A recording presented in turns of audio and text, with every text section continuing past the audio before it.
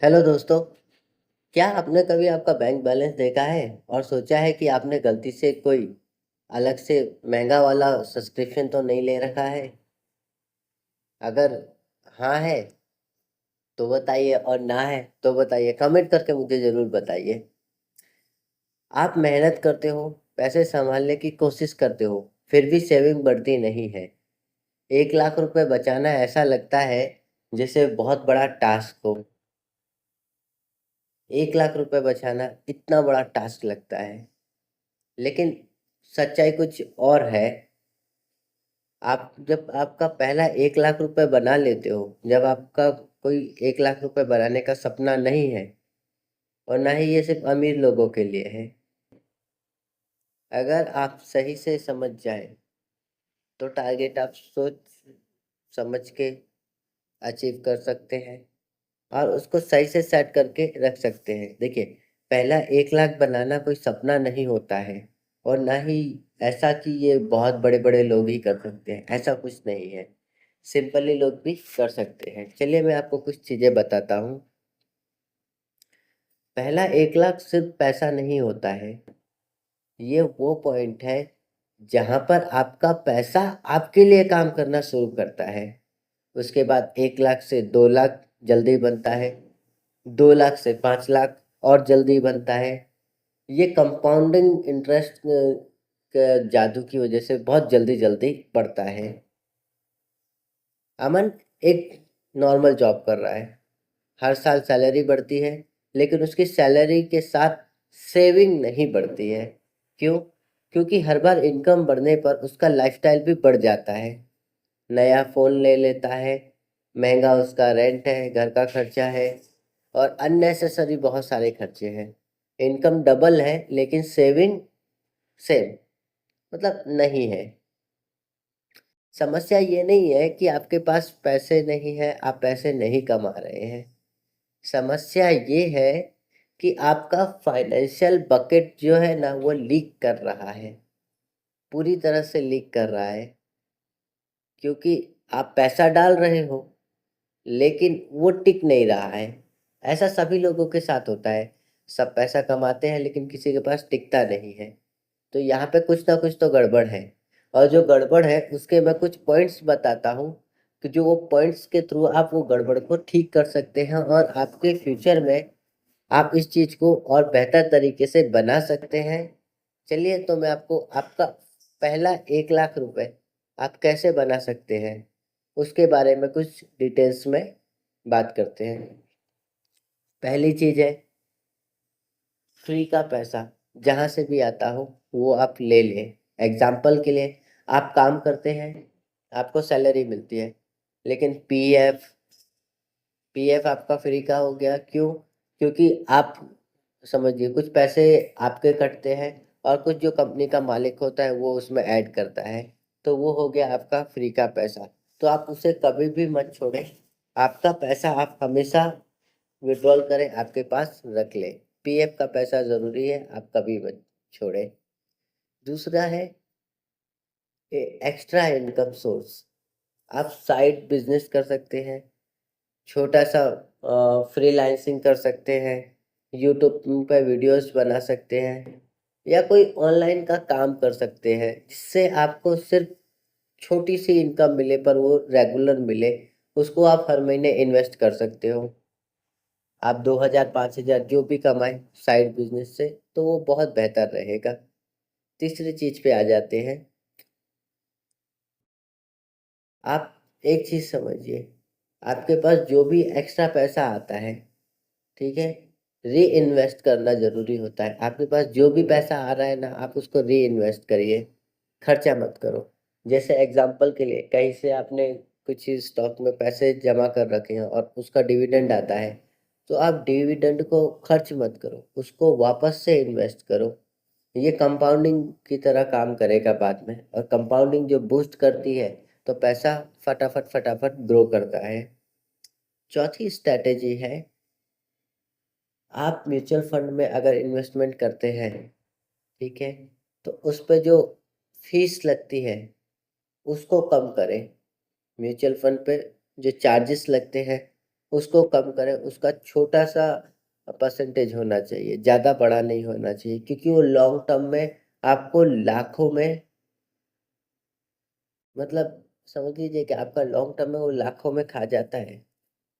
आप अगर हिस्सा जो आपका चार्जेस है वो बड़ा रखते हैं, तो आपको हमेशा वो लाखों में ही खाएगा, कम में नहीं खाएगा। तो म्यूचुअल फंड का जो फीस होता है, उसका जो चार्ज होता है, वो हमेशा कम रखें। पांचवी स्ट्रैटेजी पे आते हैं, मार्केट की टाइमिंग का वेट मत करो। लोग क्या करते हैं, मार्केट गिरता है तो डर के बेच देते हैं, मार्केट बढ़ता है तो वापस इन्वेस्ट कर देते हैं। ये सबसे बड़ी गलती है।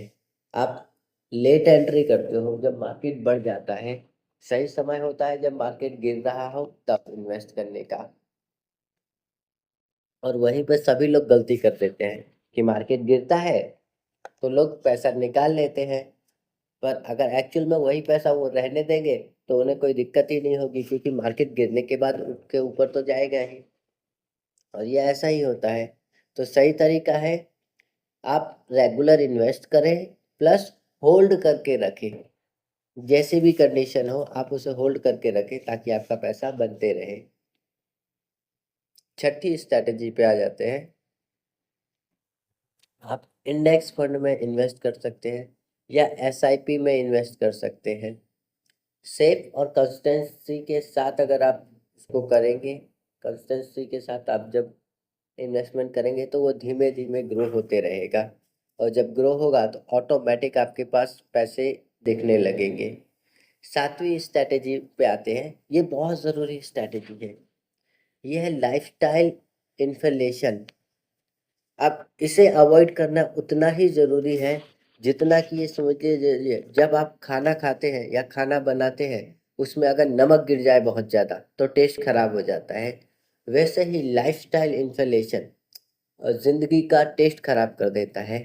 सैलरी बढ़ती है, खर्चा बढ़ जाता है, ठीक है। जबकि सही तरीका पता है क्या है, सैलरी बढ़े तो इन्वेस्टमेंट बढ़ना चाहिए, ना कि खर्चा बढ़ना चाहिए।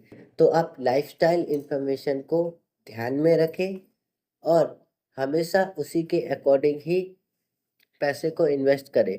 सैलरी बढ़ती है तो खर्चा मत बढ़ाइए, इन्वेस्टमेंट बढ़ाइए, क्योंकि इन्वेस्टमेंट ज़्यादा ज़रूरी है। आठवीं स्ट्रैटेजी पे आते हैं, सबसे पावरफुल है ये, हाउस रेंटिंग कंट्रोल करना। मतलब जो आप रेंट पे अगर रहते हैं तो उसको कैसे कंट्रोल करना है। ज़्यादातर लोग क्या होते हैं कि कोई 20,000 रेंट देता है, कोई 30,000 दे रहा है और सिंगल पर्सन रहता है, तो आप उसको कंट्रोल करो। एग्जाम्पल के लिए, अगर आप 20,000 रुपये रेंट दे रहे हो और 15,000 शिफ्ट हो, सॉरी, और 12,000 में शिफ्ट हो जाते हो, मतलब कम में अगर आप शिफ्ट हो जाते हो, तो आप हर महीने 8,000 की बचत कर सकते हैं, 1 लाख ईयर का बचा सकते हैं। आप समझ रहे हैं कि आप अगर 20,000 रेंट दे रहे हैं और 12,000 में शिफ्ट हो जाते हैं, तो आप हमेशा हर महीने 8,000 रुपये की बचत करेंगे, और ये 8,000 आपका 1 साल का लाख रुपए आपको मोटा मोटी बना के दे देगा। 10 साल में आपकी वेल्थ क्रिएट करके देगा। तो आपको ये चीज़ों पे ध्यान देना चाहिए, और यहाँ पे छोटे छोटे हमेशा याद रखिए, लाइफस्टाइल इन्फ्लेशन इतना ज़्यादा बढ़ता है जितना कि आप रेगुलर इनकम से कवर नहीं कर सकते। ना ही आपका बैंक में पड़ा हुआ पैसा कवर कर सकता है। अगर आपका बैंक में सेविंग अकाउंट में या एफडी में पड़ा हुआ है पैसा, तो वो भी आपकी लाइफस्टाइल इन्फ्लेशन को मैच नहीं कर सकता। लाइफस्टाइल इन्फ्लेशन एक अलग ही होती है। आप एक चीज़ समझिए कि लाइफस्टाइल इन्फ्लेशन मैच करना है अगर आपको, तो आपको इनकम के सोर्स ज़्यादा बनाने पड़ेंगे, आपको साइड हसल ज़्यादा करना पड़ेगा, आपको इन्वेस्टमेंट ज़्यादा करना पड़ेगा, ताकि आप एक रीबैलेंस लाइफ जी सके। हर साल गरीब होने से अच्छा है, हर साल थोड़ा थोड़ा गरीब होने से अच्छा है, आप हर साल थोड़ा थोड़ा अमीर हो, ये ज़्यादा ज़रूरी है, ना कि आप हर साल थोड़ा थोड़ा डाउन जाए। क्योंकि लाइफ में हमेशा एक चीज़ है कि आपकी सैलरी बढ़े ना बढ़े, महंगाई बढ़ेगी ही बढ़ेगी, वो कंफर्म बढ़ेगी। आपकी सैलरी नहीं बढ़ेगी, आप जॉब चेंज करेंगे, लेकिन महंगाई कुछ चेंज नहीं करेगी, वो सिर्फ धीमे धीमे धीमे बढ़ते जाएगी। आप एक बार जॉब चेंज कर लेंगे, आपको अच्छा हाइक मिल जाएगा, और फिर दोबारा अगर आपकी सैलरी नहीं बढ़ती है तो फिर आप उसी लाइफस्टाइल के और इन्फ्लेशन के चक्कर में फंस जाएंगे।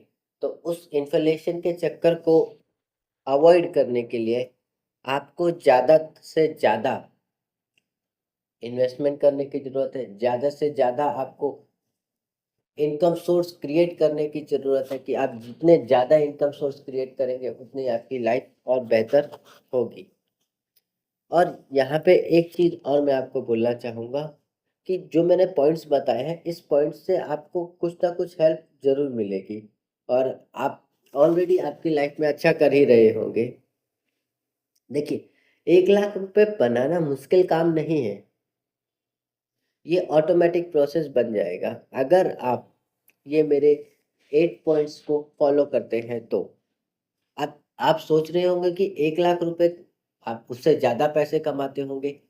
सही बात है, आप ज़्यादा पैसे कमा रहे हैं, लेकिन ज़्यादा पैसा कमाना इज़ नॉट नेसेसरी कि आप आपका पैसा सेव उतना कर रहे हैं।